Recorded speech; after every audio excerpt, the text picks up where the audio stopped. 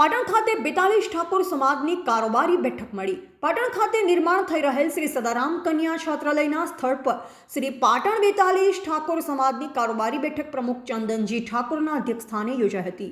છાત્રાલયમાં હવે બીજા માળનું કામ લેવાઈ રહ્યું છે, તેના વિશે વિસ્તૃત ચર્ચા કરવામાં આવી અને દર મહિને છાત્રાલયના સ્થળ બેઠક યોજવામાં છાત્રાલયનું બાકીનું કામકાજ ઝડપી પૂરું થાય અને કામ પૂર્ણ થયા પછી દરેક ગામમાં છાત્રાલયની ગામ સમિતિની રચના કરવાની, જે દર મહિને મીટિંગમાં કામગીરીનો અહેવાલ ટ્રસ્ટને સોંપાશે તેવો કારોબારીમાં સર્વાનુમતે ઠરાવ કરવામાં આવ્યો હતો।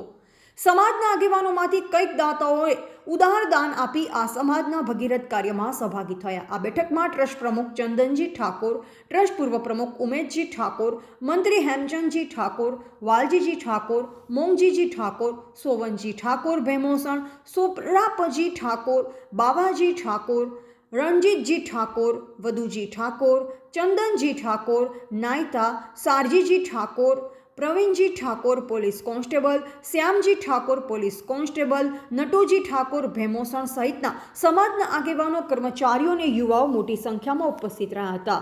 બ્યુરો રિપોર્ટ અનુપ ઠાકોર, ક્ષત્રિય જ્યોત ન્યૂઝ, દિયોદર।